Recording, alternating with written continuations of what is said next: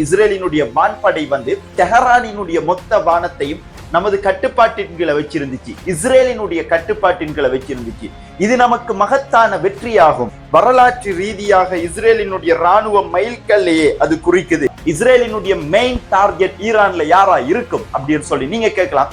நிச்சயமாக நம்ம சொல்லலாம், அலி கமேனிய டார்கெட் பண்றதுக்கு இஸ்ரேல் மேக்சிமம் ட்ரை பண்ணுவாங்க. சிரியாவினுடைய பல பாகங்கள்ல துருக்கியினுடைய ரேடார் சிஸ்டங்கள் பொருத்தப்படுகிறது. இந்த ரேடார் சிஸ்டங்கள் துருக்கி ஈரானுக்கு ஆதரவாக சிரியாவுல இந்த ரேடார் சிஸ்டங்களை வச்சு கொண்டிருக்காங்க. துருக்கியினுடைய ராணுவ அதிகாரிகள் தெஹரான்ல இருக்காங்க. இப்ப இஸ்ரேல்காரன் என்ன சொல்லியிருக்காங்க, நீங்க சொல்ற மாதிரி எல்லாம் நாங்க கேட்க முடியாது, எங்களுக்கு பின்னாடி அமெரிக்கா இருக்காங்க, நாங்க விற்கிறதுதான் சட்டம், இது எங்கட மண், நாங்க அந்த 19 குடியேற்றங்களை செஞ்சே ஆகும் அப்படின்னு சொல்லி இஸ்ரேலினுடைய வெளி விவகாரத்துறை அமைச்சர் இன்றைய நாளுக்குரிய காணொலியை பார்க்க வந்திருக்கிற அனைவரையும் வரவேற்கிறேன்.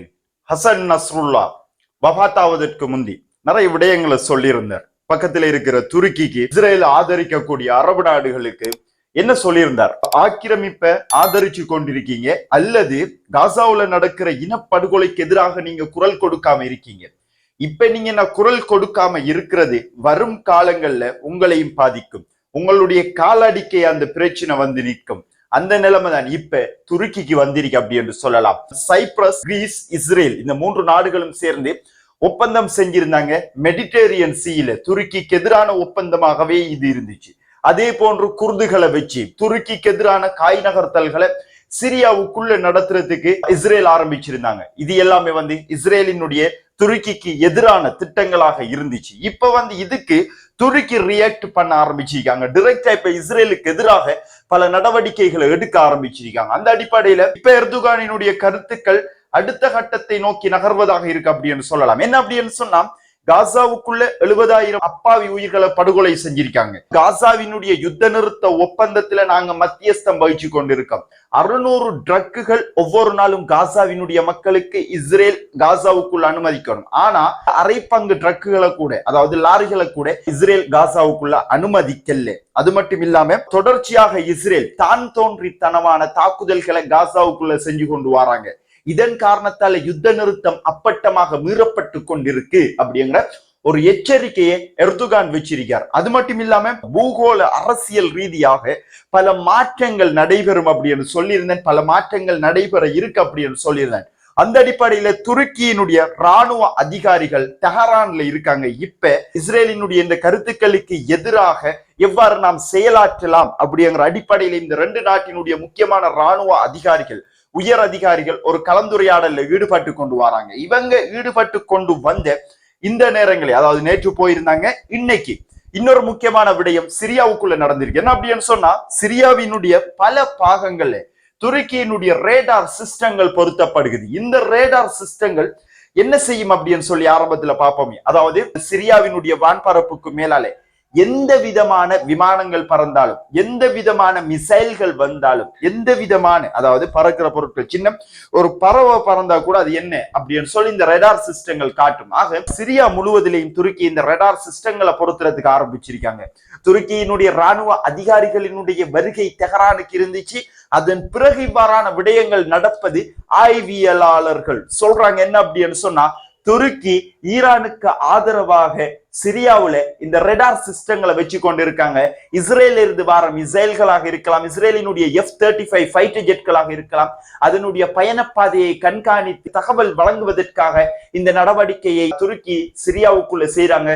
இது ஒரு மேஜர் எஸ்கலேஷன் வரும் பொழுது இது ஈரானுக்கு ஆதரவாக இருக்கும். துருக்கி ஸ்ட்ரைட்டா ஈரானுக்கு ஆதரவாக தங்களுடைய நடவடிக்கைகளை எடுக்காங்க அப்படிங்கிறதையும் இது இப்ப உணர்த்துது அப்படின்னு சொல்லலாம். வரும் காலங்கள்ல இப்ப துருக்கி ஈரானுக்கு ஏமாற்றுமா, இல்ல துருக்கி டபுள் கேம் ஆடுமா, அமெரிக்காவினுடைய அஜெண்டாக்களுக்கு கீழே துருக்கி செயலாற்றுமா அப்படிங்கறதெல்லாம் நம்ம வெயிட் பண்ணி தான் நம்ம பார்க்கணும். அடுத்தது பார்த்தோம் என்ன அப்படின்னு சொன்னா, 12 நாள் யுத்தம் ஆரம்பமாவதற்கு முன்னர் மாறி மாறி ஹேக்கிங் பண்ணி கொண்டிருந்தாங்க.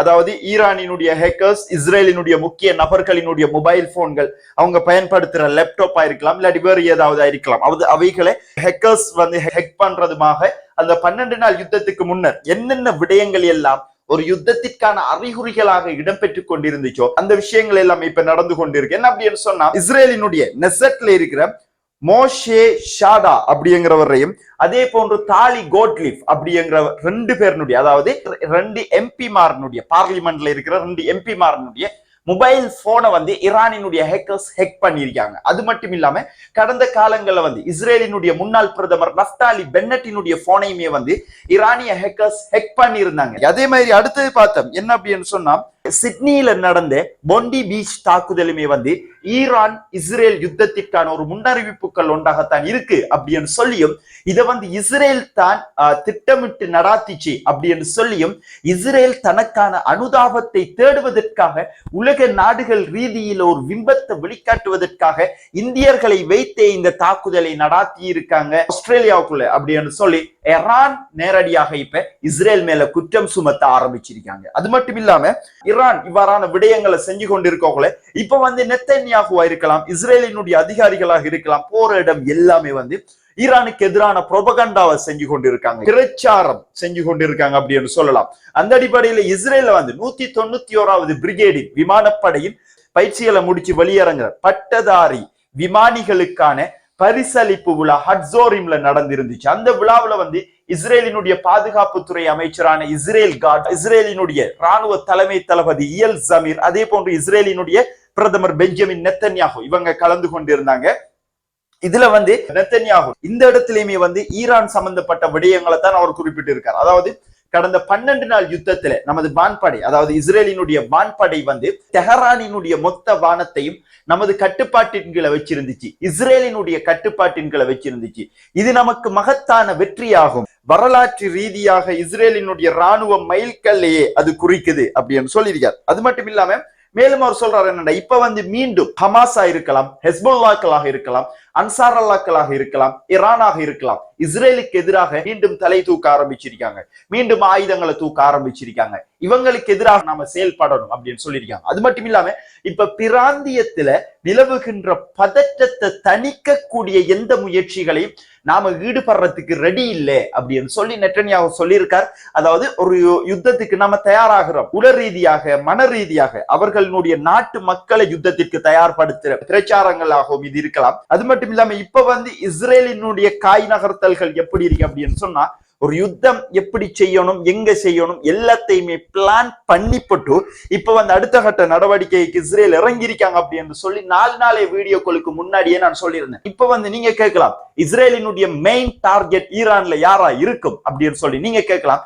நிச்சயமாக நம்ம சொல்லலாம், அலி கமேனியை டார்கெட் பண்றதுக்கு இஸ்ரேல் மேக்சிமம் ட்ரை பண்ணுவாங்க. அலி கமேனியை கொலை செய்யறதுக்கு இஸ்ரேல் இப்ப முழு முயற்சியையும் எடுத்து டைம் வரக்குள்ள செயல்படுத்துறதுக்கும் அவங்க வச்சிருக்கலாம். இது ஒரு புறமாக இருக்கக்குள்ள சிரியாவை பார்த்துட்டோம், அதே போன்று ஈரானை பார்த்துட்டோம். இந்த யுத்தத்துல சிரியாவுக்கு அடுத்ததாக முக்கியமான நிலப்பரப்பாக இருக்க போறது ஈராக். அந்த அடிப்படையில இந்த யுத்தத்துல ஈராக்கினுடைய நிலைப்பாடு எப்படி இருக்கு அப்படிங்கிறத நாம கட்டாயம் பார்க்கணும். என்ன அப்படின்னு சொன்னா, ஈராக்கினுடைய நிலைப்பாடு எப்படி இருக்கு அப்படிங்கிறத நம்ம கட்டாயம் பார்க்கணும். சிரியாவினுடைய போர்டர்ல இருக்கிற நாடு, அதே போன்று ஈரானின் போர்டரை பகிர்ந்து கொள்ற நாடாகவும் ஈராக் இருக்காங்க. அந்த அடிப்படையில ஈராக்கினுடைய பிரதமரான சுதானி முக்கியமான கருத்துக்கள் சிலவற்றை சொல்லியிருக்காரு. என்ன அப்படின்னு சொன்னா, இஸ்ரேலோட எடுத்தடுப்புலயே சொல்றாரு. என்ன அப்படின்னு சொன்னா, இஸ்ரேலோட எந்த விதமான பேச்சுவார்த்தைக்கும் தயாரே கிடையாது ஈராக்.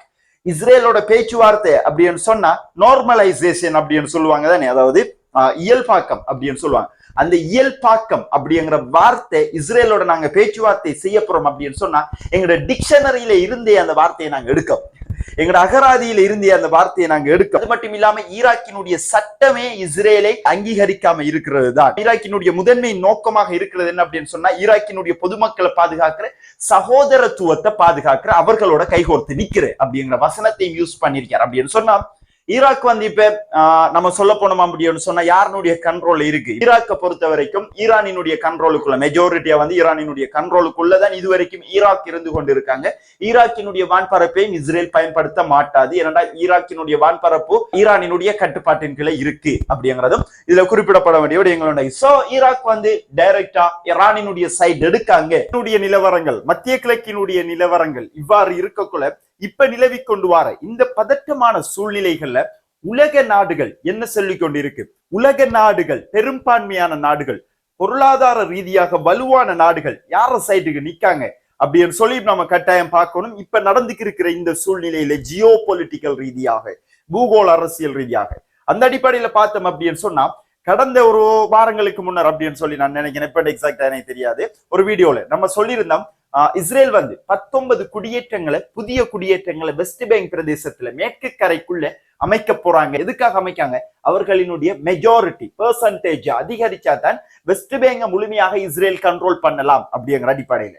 ஆக 19 புதிய குடியேற்றங்கள் அமைக்கிறதுக்கு இஸ்ரேலினுடைய நெசட் அனுமதி அளிச்சிருந்தாங்க. இப்ப அதுக்குரிய வேலைகள் தொடர்ச்சியாக நடந்து கொண்டு வருது. அதன் காரணத்தால தான் இப்ப மேற்கு கரை முழுவதும் இஸ்ரேலி ஆக்கிரமிப்பு ராணுவங்கள் கடைகளை உடைக்கிற, அவங்க எந்தெந்த இடங்கள்ல நெசட் அனுமதி வழங்கிக்கோ அந்த இடங்கள்ல இருக்கிற வீடுகளை உடைச்சு போட்டு புதிய வீடுகளை கட்டுறதுக்குரிய வேலைகளை செய்யற அப்படின்னு சொல்லி பெரிய அளவுல பிரச்சனை போய்கொண்டு இருக்கு. அதுக்கு உலக நாடுகள்ல முக்கியமான நாடுகள் எதிர்ப்பு தெரிவிச்சிருக்காங்க. அது எந்தெந்த நாடுகள் அப்படின்னு சொல்லி பாக்குறீங்களா? Britain, Belgium, Denmark, France, Italy, Iceland, Ireland, Japan, Malta, Netherlands, Norway, Spain. எப்படி நாடுகள்? வித்தவுட் ஜப்பானை தவிர மற்ற நாடுகள் எல்லாமே ஐரோப்பிய நாடுகள். உலகளாவிய ரீதியில பொருளாதாரத்துல ஒரு ஸ்திரத்தன்மையோட இருக்கிற நாடுகள். மனிதாபிமானத்திற்கு ஆதரவாக இந்த நாடுகள் குரல் கொடுத்திருக்காங்க. இவ்வளவு நாடுகள் ஒரு நாட்டுக்கிட்ட சொல்லுது அப்படின்னு சொன்னா உடனடியாக அந்த நாடு அந்த திட்டத்தை ரிஜெக்ட் பண்ணும். வேற எந்த கதையும் இல்லை. ஓகே, நீங்க சொல்றீங்க, நாங்க அதாவது சொல்றதுக்கு முன்னாடியே ரிஜெக்ட் பண்ணிடுவாங்க. இந்த அவ்வளவு பெரிய பெரிய நாடுகள், சொன்ன நாடுகள். ஆனா இஸ்ரேல்காரன் என்ன சொல்லியிருக்காங்க? நீங்க சொல்ற மாதிரி எல்லாம் நாங்க கேட்க முடியாது, எங்களுக்கு பின்னாடி அமெரிக்கா இருக்காங்க, நாங்க விற்கிறது தான் சட்டம், இது எங்கட மண்ணு, நாங்க அந்த 19 குடியேற்றங்களை செஞ்சே ஆகுவோம் அப்படின்னு சொல்லி இஸ்ரேலினுடைய வெளி விவகாரத்துறை அமைச்சர் கிதியோன் சார் சொல்லியிருக்கார். ஆக நேற்று ஒரு கேள்வி ஒன்று கேட்டிருந்தேன். பாலஸ்தீனிய மக்களினுடைய உரிமைக்கான போராட்டம் தான் இப்ப நடந்து கொண்டிருக்கிற விடயம். இதுக்கு பேச்சுவார்த்தை தீர்வாகுமா இல்ல யுத்தம் தான் தீர்வாகுமா அப்படின்னு சொல்லி நான் நேற்று கேட்டிருந்தேன். அதுக்கு உங்கள் மெஜாரிட்டியான உங்களுடைய பதில் எப்படி இருந்துச்சு அப்படின்னு சொன்னா யுத்தம் தான் இதுக்கு தீர்வு அப்படின்னு சொல்லி நீங்க சொல்லியிருந்தீங்க. உலகளாவிய ரீதியில இருக்கிற முக்கியமான ஆய்வியலாளர்களினுடைய கருத்துக்களும் அதுவாகவே இருக்கு. என்ன அப்படின்னு சொன்னா, இப்ப இஸ்ரேல் ஒரு பேச்சுவார்த்தை, ஒரு அக்ரிமெண்ட், 2 நாடுகளுக்குரிய சமரசம், அமைதியா போவோம், இப்படி இருங்க, நாங்க இப்படி இருக்கோம் அப்படின்னு சொன்னா அவங்க கேட்க மாட்டாங்க. அந்த பேச்சுவார்த்தை, அந்த ரூல்ஸ் அண்ட் ரெகுலேஷனை பிரேக் பண்ணி போட்டு உடைச்சு போட்டு சும்மா சத்தம் போடாம இருப்பான இஸ்ரேல். அப்படிப்பட்ட ஒரு ஆகலாம் இஸ்ரேல். அவங்களோட பேச்சுவார்த்தைக்கெல்லாம் பேச்சுவார்த்தை செய்யவே முடியாது இஸ்ரேலோட அப்படிங்கிறத தான் ஹமாஸ் அப்பையிலிருந்து இப்ப வரைக்கும் சொல்லிக் கொண்டிருக்காங்க. அதான் நீங்களும் சொல்லியிருக்கீங்க.